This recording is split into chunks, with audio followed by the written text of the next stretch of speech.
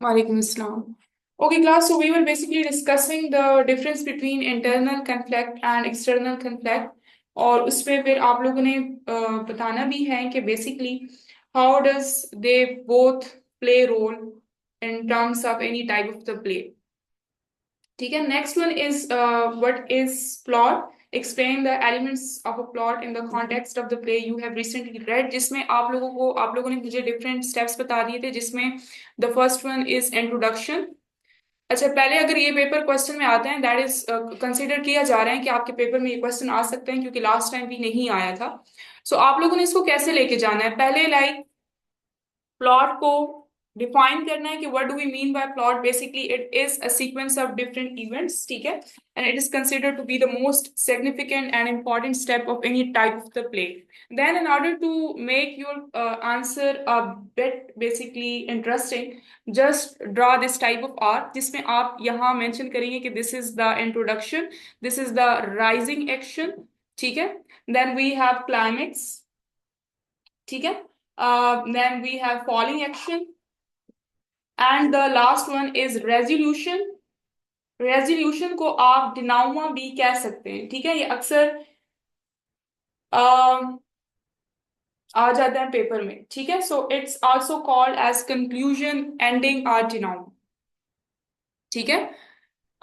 Yes Mustafa, और इसके साथ साथ क्लास आप लोगों ने बताना भी है, लेकिन अगर आप चाहते हैं कि आप इस क्वेश्चन में अच्छा स्कोर करें, अगेन एंड अगेन मैं आपको बता रही हूँ कि इसमें फिर आप रेफरेंसेस पुट करें कि कहाँ आपको लगा कि जी what was the intro of the play. ठीक है. द 14 राइजिंग एक्शन कहाँ था, वही डायलॉग्स. अब डायलॉग्स का मतलब ये नहीं है कि आप like you pick up all the 3 to 4 different sentences, which is of course very difficult to learn, लेकिन only like one sentence pick करें जहां से हमें पता चल रहा हो कि जी दिस इज द इंट्रोडक्शन. उसको मार्कर के साथ हाईलाइट भी करें, जैसे ग्रुप में मैंने बच्ची का पेपर आप लोगों के साथ शेयर किया. Then rising action. ठीक है. कि events, all the events basically which lead to some type of problem, but they are always happening before the climax. ठीक है. Climax is considered to be the intensified position of any type of the play. ठीक है. The steps are the happenings which are taken in order to solve the climax, but it is not still solved. उसको हम, that step is basically called as falling action, and the ending is called as resolution. अब आप लोगों ने अगर ये class, basically this question belongs to English में हमारे 2 ब्रांचेस हैं. The first one is linguistics. ठीक है. And the second one is literature. अब जो लिंग्विस्टिक्स है ना, लिंग्विस्टिक्स बिलोंग्स टू ऐसे writing, linguistics belongs to basically creative writing, जिसमें आपके रिपोर्ट राइटिंग आ जाते हैं, मतलब all the expressions, the written expressions, जहाँ कम्युनिकेशनल स्किल्स मैटर करती हैं. सो वो ब्रांच होती है लिंग्विस्टिक्स. अब लिंग्विस्टिक्स में मोस्ट ऑफ द जो लिंग्विस्ट होते हैं वो कहते हैं कि आप हेडिंग्स मेंशन करें ज्यादा से ज्यादा, आपको ज्यादा से ज्यादा मार्क्स मिल सकते हैं. लेकिन लिटरेचर में आप लोगों ने अपने आप को बेसिकली रिस्ट्रिक्ट करना है कि आप लोगों ने हेडिंग्स मेंशन नहीं करनी. सो इस क्वेश्चन में you have to go for only 2 paragraphs. First paragraph for the definition which is being asked. For example अगर प्लॉट का है, एलिमेंट्स ऑफ अ प्लॉट है, फिर एलिमेंट्स ऑफ अ प्लॉट को भी इस तरह से ना करेंगे, सेपरेटली लाइन स्टार्ट करेंगे जी इंट्रोडक्शन का ये मतलब है, then go for the rising action, फिर फोर्थ फिफ्थ लाइन से जो है क्लाइमेक्स को डिफाइन करना स्टार्ट कर दें, फिर सिक्स लाइन से जाए फॉलिंग फॉलिंग एक्शन. नहीं, एक ही पैराग्राफ में. ठीक है.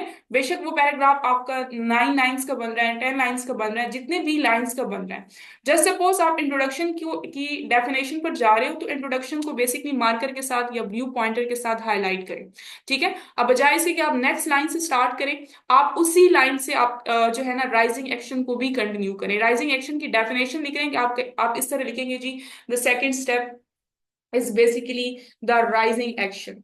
ठीक है. अब राइजिंग एक्शन को आप कैसे डिफाइन करेंगे कि it's basically the type of the step in which we are moving forward the main type of the problem. ठीक है. सो राइजिंग एक्शन आप मार्कर के साथ या ब्लू पॉइंटर के साथ उसको हाईलाइट करें, but there is no need to go for separate separate headings basically. अब जब फर्स्ट पैराग्राफ में ये सारे करें, तो फिर आप लोग नेक्स्ट पैराग्राफ में बताएं कि जी how plot basically plays an important role, और how elements of the plot play an important and significant role. ठीक है. सो आप लोगों ने हेडिंग्स की तरफ इस क्वेश्चन में नहीं जाना. Next question is G what is the theme of a play. Describe any theme of the play that you have recently read. So what do you mean by theme?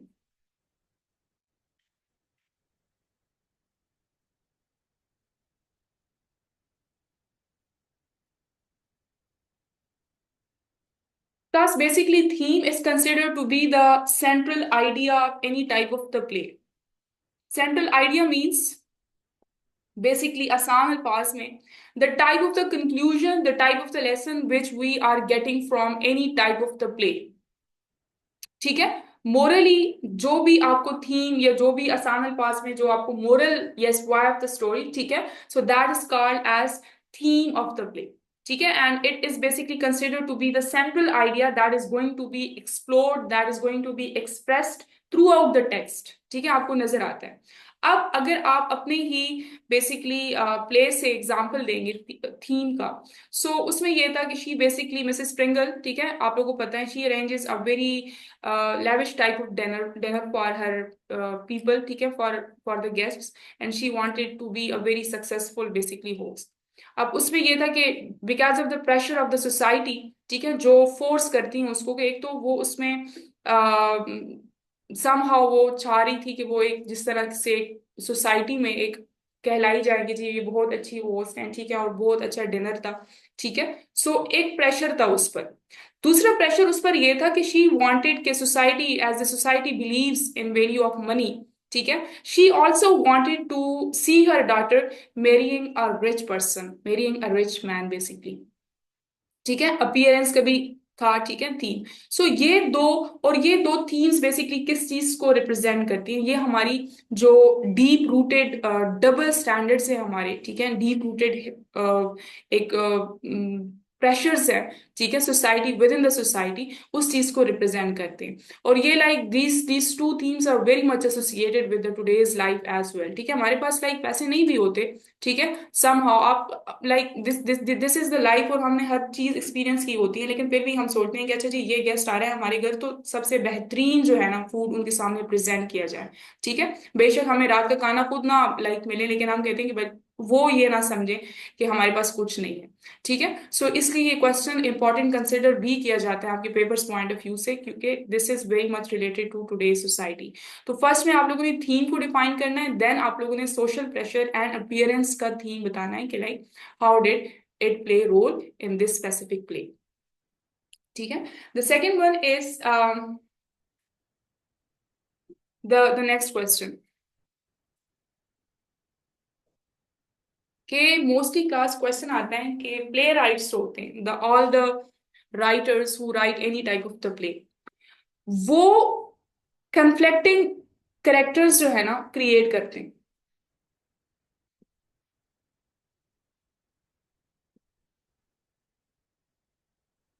इसका मतलब ये है कि वो तमाम करेक्टर्स, ठीक है, जो बेसिकली एक दूसरे को अपोज कर रहे होते हैं, और कंफ्लिक्टिंग करेक्टर्स को लाइक क्रिएट करके ही हमारा एक जो क्लाइमेक्स होता है वो इंटेंसिफाइड होता है. ठीक है, कंफ्लिक्टिंग करेक्टर्स ना हो तो आपके प्ले में कोई टेंशन नहीं होगी, आपके प्ले में कोई सस्पेंस नहीं होगा. सस्पेंस नहीं होगा तो किसने क्या करना है प्ले को, फिर तो आपकी ऑडियंस अट्रैक्ट नहीं होगी. ठीक है, सो आपने वो कहते हैं कि why do writers basically create conflicting characters in order to make your climax intensified.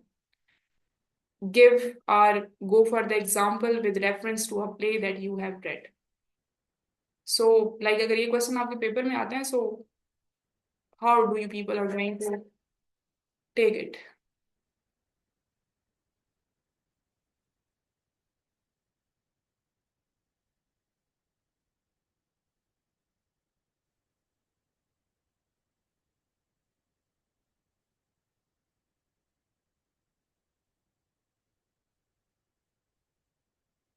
किसी भी प्ले में, किसी भी प्ले में बेसिकली जो राइटर होता है, वो जो ट्रबल मेकर करेक्टर्स होते हैं, ठीक है, जो कन्फ्लिक्ट बेसिकली क्रिएट करते हैं, कन्फ्लिक्ट क्रिएट करते हैं, कितना जरूरी है कि करेक्टर्स जो है ना वो कन्फ्लिक्टिंग हो.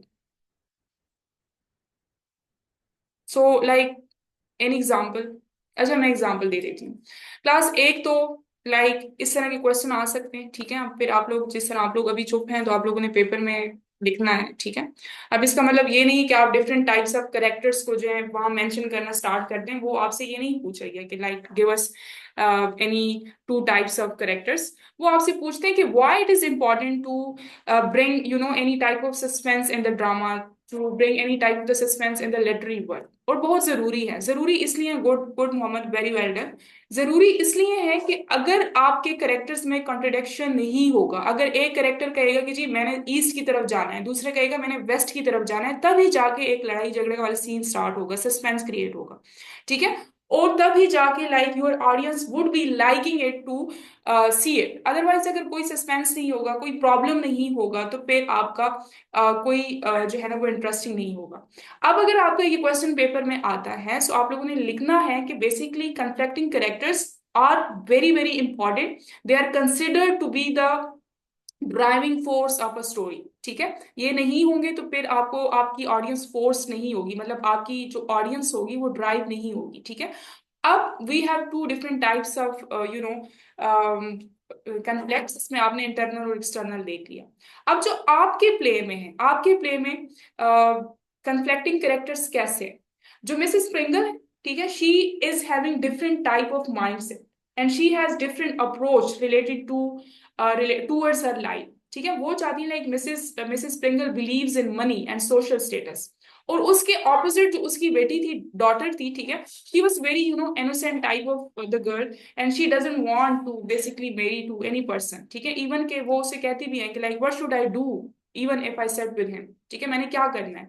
मतलब कि उसको बिल्कुल एक पॉजिटिव अप्रोच थी लाइफ की। On the other hand Mrs Springle चाह रही थी कि लाइक मेरी बेटी जो है ना वो like she should be succeeding in order to impress the other person, ठीक है। सो एक कंफ्लिक्टिंग कैरेक्टर से जिसमें लाइक एंटायरली डिफरेंट पर्सनैलिटीज थी।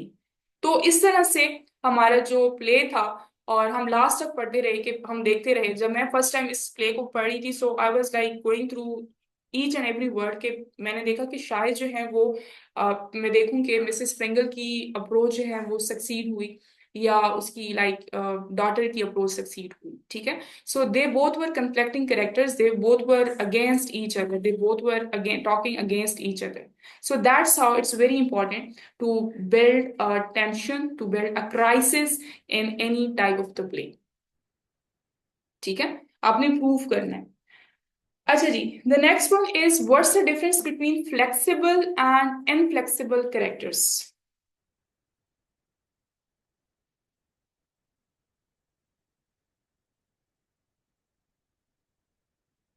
Yes, good sir, क्या good?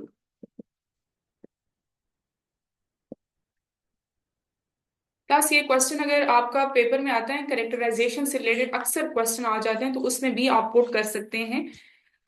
Any idea about flexible and inflexible characters?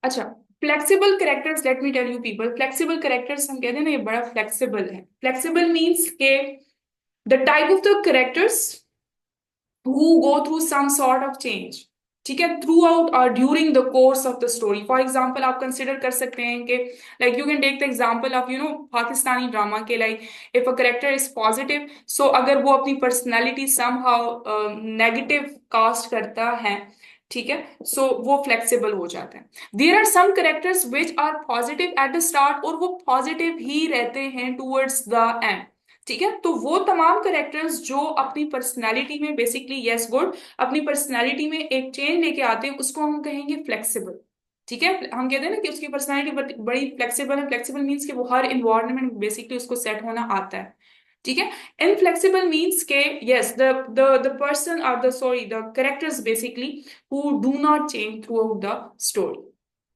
तो व्हाट डू यू थिंक कि आपकी जो 14 प्ले है लाइक उसमें फ्लेक्सिबल कैरेक्टर कौन सा हो सकता है और इनफ्लेक्सिबल कौन सा हो सकता है?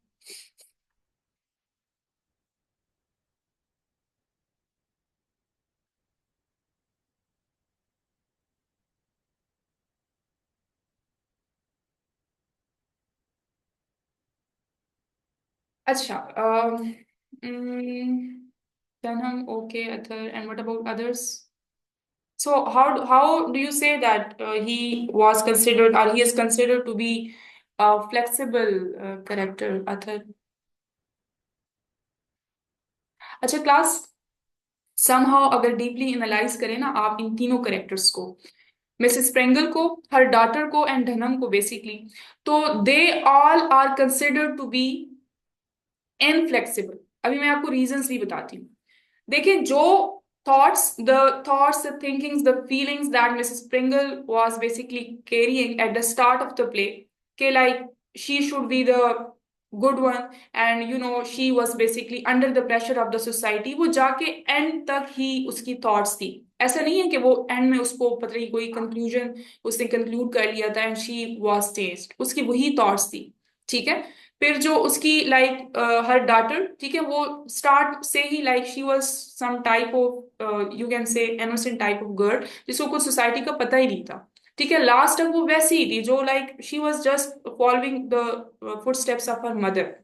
जो डनहम था, ठीक है, वो भी he was considered to be the obedient one. ठीक है, वो उसका ह्यूमर भी डिस्कस किया गया है, वो वैसे ही था। ऐसा नहीं है कि वो लास्ट में उसने कोई मिसबिहेव करना स्टार्ट कर लिया था या वो इंस्ट्रक्शंस को फॉलो नहीं कर रहा था। तो ये तीनों करेक्टर्स जो है ना वो बेसिकली इनफ्लेक्सिबल है। लेकिन आप लोगों ने स्टोरी को बेसिकली रीड किया था जहां all the some of the guests were basically not coming, और उसने कहा कि like it will be her last dinner. उसके बाद जो है ना मिसेस प्रिंगल ने एक डायलॉग भी बेसिकली अटर किया था कि it is considered to be my last dinner because I don't care about this society any more, because इनको मतलब ये कंसिडर ही नहीं करते दूसरों की इन्विटेशन को, ठीक है, दूसरों की बेसिकली केयर को। तो उसमें लाइक वन पॉइंट उसने ये सोचा कि I have to change myself, ठीक है, और मैंने अपनी सोसाइटी का नहीं सोचना, मैं दोबारा कोई भी डिनर जो है वो लोगों को इनवाइट नहीं करूंगी। सो वहां उसने she try to change her personality, change her thought somehow. तो वहां आप एग्जाम्पल दे सकते हो कि at that point she was consider to be flexible one, ठीक है, और वो पूरा डायलॉग से उसने बोले थे। लेकिन स्टार्ट से ही लाइक एंड तक वो इनफ्लेक्सिबल ही रही थी। उसको उसकी बेटी ने जब पूछा कि like he is not the one we were waiting for, तो उसने कहा कोई मसला ही नहीं है, दूसरा तो आ गया है ना। ठीक है, because he was also the wealthy one. ठीक है, तो उसने कहा कोई मसला नहीं है, मतलब कि लास्ट तक she was running towards or running for the money, running for the pressure of the society basically. So उसमें कोई चेंज ही नहीं आया था। ठीक है, सो फर्स्ट से लास्ट तक वो इनफ्लेक्सिबल ही रहते। लेकिन फ्लेक्सिबल की एग्जांपल आप लोग पुट करेंगे तो मिसेस प्रेंगल की बिटवीन द प्ले उसकी आप एग्जाम्पल पुट कर सकते हैं कि somehow she thought कि it should be her last dinner and she is not going to arrange any type of the parties again because the society doesn't care about that. So this is what class was the difference between flexible and inflexible. Yes, good, Mohammed. ठीक है, the next one is basically बहुत ही important question है class के, जो characterisation होती है। जी जी, वो enough होगा। करेक्टराइजेशन है, ठीक है। अब आप लोगों से ये नहीं पूछा जाएगा कि जी मिसेस प्रिंगल को की कैरेक्टर को बेसिकली एनालाइज करें या डनहम के कैरेक्टर को एनालाइज करें। तो आपसे पूछते हैं कि करेक्टराइजेशन जो है वो एक कंसिडर किया जाता है इनविजिबल टू, ठीक है, to discuss about your characters. अब जस्ट सपोज आपको कैसे पता चलता है, like let us take the example of Mrs Pringle. ठीक है, अब मिसेस प्रिंगल का हर स्टूडेंट के या हर टीचर के माइंड में यही इमेज क्रिएट किया गया है कि like she was very she was running towards the society. ठीक है, she was thinking about the pressure of the society. ठीक है, she was thinking about wealth, she was thinking about money. वो हमें कैसे पता चला? वो like we came to know about this thing about for two different reasons। एक तो ये था कि थ्रू हर डायलॉग्स हमें पता चला। ठीक है, और दूसरा ये था कि उसका उसका करेक्टर एनालिसिस अगर आप करो तो उसके डायलॉग्स को अगर आप देखो तो उसके डायलॉग से थॉरली आपको एक ये थीम जो है ना वो देखने को मिलेगा कि बेसिकली उसका जो फोकस था, उनका उसका जो मेन फोकस था वो यही था कि एक सिचुएशन डेवलप हो जहां मिसेस स्प्रिंगल का मेन कंसर्न जो था वो ये था कि वो एक सक्सेसफुल डिनर पार्टी को एट हर रेजिडेंस बेसिकली और बाकी तमाम जो रिच पीपल हैं उनको इनवाइट करें। ठीक है, और उससे एक उसको अपॉर्चुनिटी मिल जाएगी ताकि वो अपने बेटी के चार्म से, ठीक है, इसलिए वो बेटी को कह रही थी कि you have to get ready for the person, ठीक है, whom you are going to meet.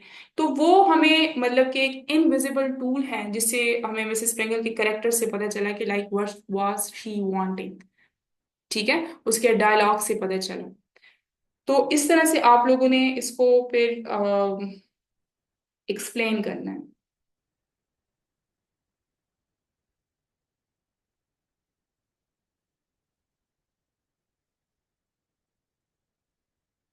Next in class, what is climax? Describe the climax of the play you have read. So, what's the difference between climax and anticlimax? Climax and anticlimax.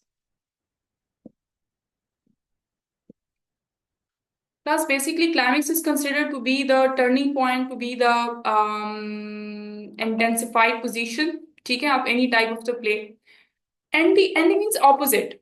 ठीक है, अब anti climax का मतलब ये है कि जो climax का हमने सोचा होता है कि जी ये इसका रिजल्ट इतना इंटेंसिफाइड होगा। Anti means opposite.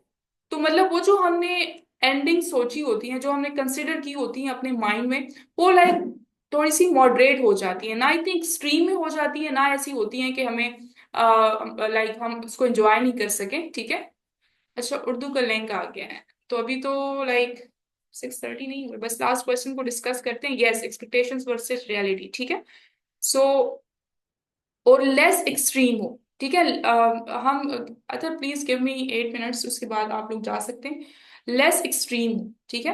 सो उसको आप कहते हैं एंटी क्लाइमेक्स। सो अब आप लोगों ने जैसे बताया कि in the play 14 basically the climax arrives when Mrs Springer receives the phone call from Mr Oliver, ठीक है, and she has planned the whole dinner for him and he is considered to be the most important guest for the evening। लेकिन वो ही जो है वो कर लेता है, उसको कैंसिल कर लेते हैं, तो वो एक क्लाइमेक्स क्रिएट हो जाता है। एंटी क्लाइमेक्स से क्या होगा?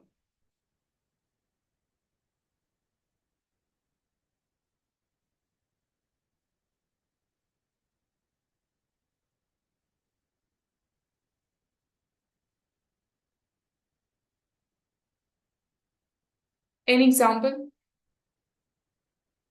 सिचुएशंस रिजॉल्व हो जाती हैं और आपके प्ले में क्या एग्जाम्पल आप लोग देंगे? ठीक है, story ends in a simple और अनएक्सपेक्टेड वे। अच्छा, अब हम ये सोच रहे थे कि जी अगर तो लाइक मिस्टर ओलिवर बेसिकली उसने कैंसिल किया एंड ही हैज लेफ्ट, ठीक है, he has left the party या dinner due to any specific reasons, तो हमें तो ऐसा लग रहा था ना कि उनके घर कोई दूसरा प्रिंस नहीं जाएगा या उनके उनके घर कोई दूसरा पर्सन मिस्टर ओलिवर नहीं भेजेगा। लेकिन उसका क्या उसके उसके अल्टरनेटिव में ये था कि वो हमारे पास प्रिंस ऑफ वेल्स चला गया था। अब जो हम सोच रहे थे, एक्सपेक्टेशंस हमारी क्या थी कि जी Mrs Springle would be left empty handed, उनके पास कोई भी बंदा नहीं जाएगा and her dinner would be going into the drainage basically.